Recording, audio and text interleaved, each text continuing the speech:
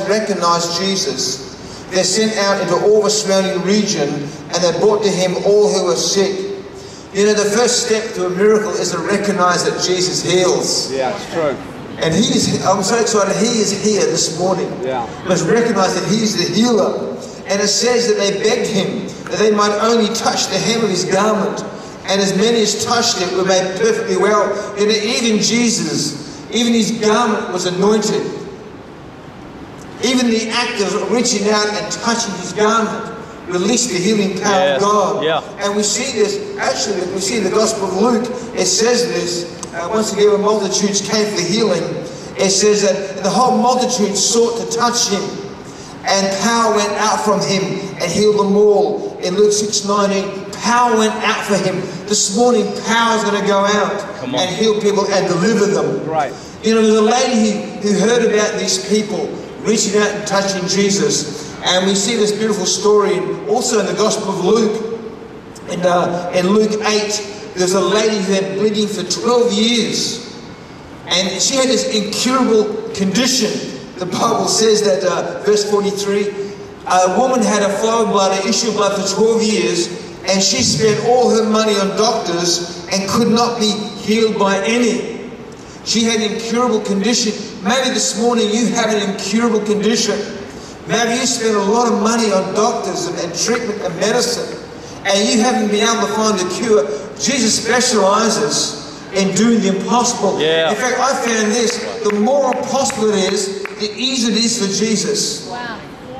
Because if it's easy for man, well, why should God get involved? But if it's impossible, if there's no way out, it's a piece of cake. Yeah. Easy for God. Too easy for Jesus. As if this lady had an incurable disease. But she had this amazing confession. We see in Matthew 9:21, she said, if I may only touch the hem of his garment, I will be healed. Yeah. She must have heard of those stories when people were laid out in the streets and they were touching the hem of Jesus and being healed. She must have heard those stories. And you know, when she heard the testimonies, she believed. And she began to declare it, if I can just touch even his garment, I can be healed. And maybe this morning, that's been your confession. Man, if I can just get to that meeting, I know God can touch me. If I can just get there, I know God can release me and deliver me. And she was sick for 12 years, and maybe, you know, no doubt she cried out for God year after year for deliverance, and nothing happened. And maybe you've cried out to God, maybe you've been prayed for many times, and nothing has happened. But today's a new day. Come on. Today's a new day for a miracle. Yeah. And the Bible says this lady, despite having this bleeding, it says she came from behind and she reached out. She reached out and she just touched his garment. As he walked by, her hand just probably just grazed his garment.